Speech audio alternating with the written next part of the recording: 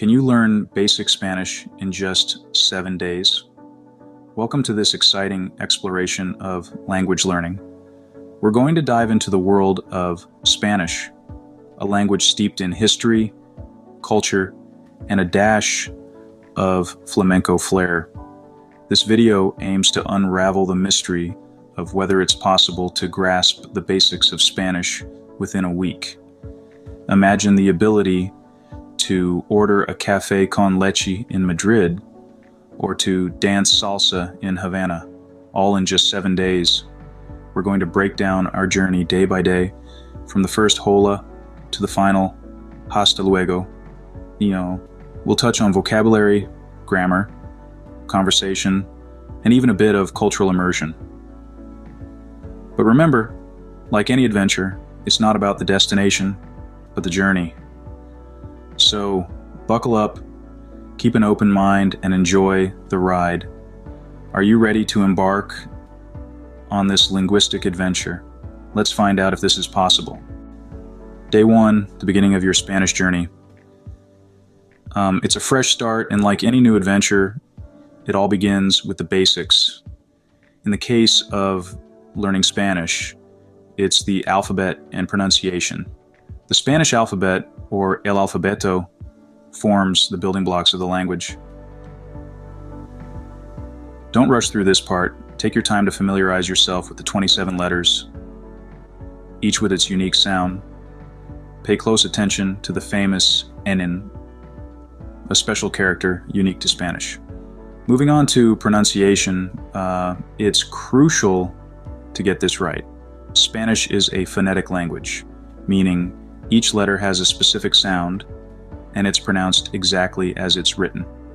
Practice the rolling R's, the silent H's, and the soft J's. Remember, practice makes perfect. With the right enthusiasm, you've completed your first day in the Spanish learning journey. 6 more to go. Day 2, diving into the world of words. Today we're going to talk about the cornerstone of any language, vocabulary. Every language has its own unique set of words, and Spanish is no different. By learning common words and phrases, you'll be able to start forming basic sentences and expressing your thoughts. Let's start with some essentials. Greetings, they're the first step to any conversation. From hola, meaning hello, to buenas noches, which translates to good night. Next up, food. Who doesn't love to talk about food, right?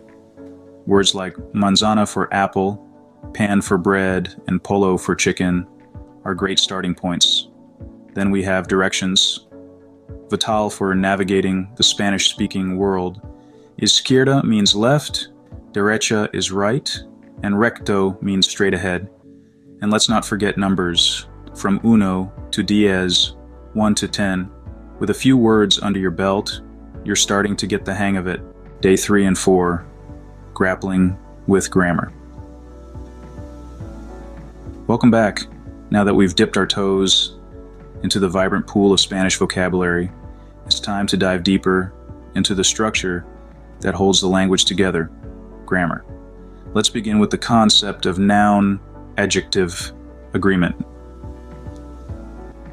In Spanish, the adjective often comes after the noun it describes, and it must match the noun in both gender and number. So, if we're talking about a red apple, in Spanish it would be una manzana roja. Notice how the adjective roja is feminine and singular, just like the noun manzana.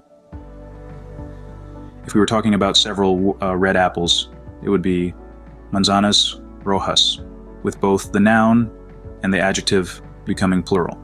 Next, let's delve into the present tense conjugation.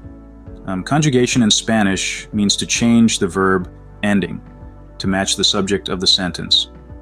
For instance, yo hablo means I speak, tú hablas means you speak, and él habla means he speaks.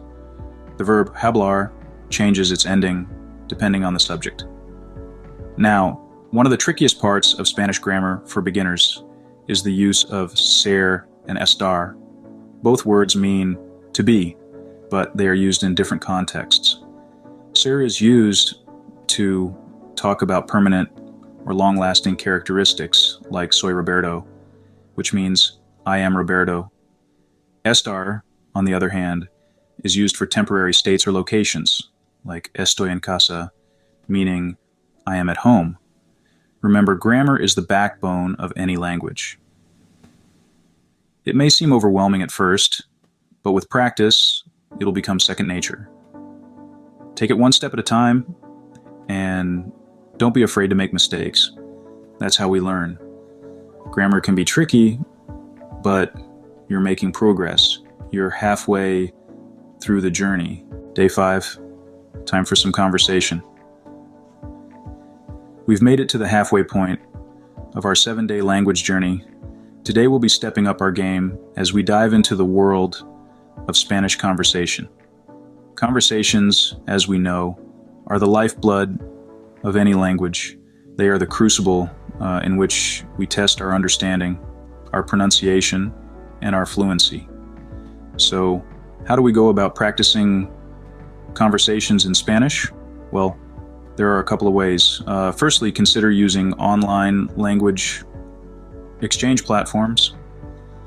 These platforms are a fantastic way to connect with native Spanish speakers who are learning English. It's a win-win situation. You help them with English, and they help you with Spanish. It's like having a personal language tutor at your fingertips.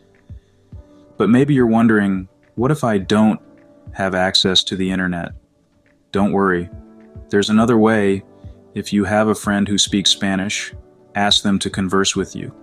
They will likely be more than happy to help, and you can return the favor by helping them with their English. But what should you talk about? Well, that's the beauty of conversation. You can talk about anything.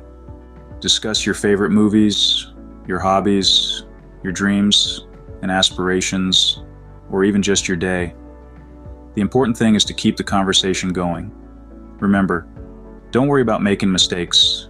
In fact, making mistakes is a crucial part of the learning process. So embrace them. Every mistake is an opportunity to learn and to grow. Also, don't be afraid to ask questions.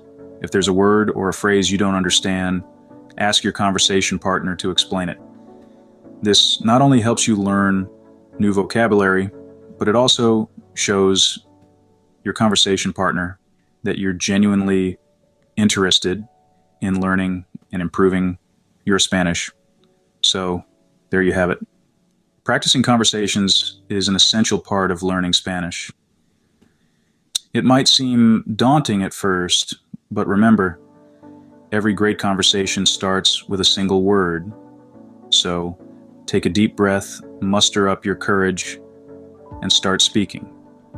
You've started speaking Spanish. Keep the momentum going. Day 6 and 7, review and immerse.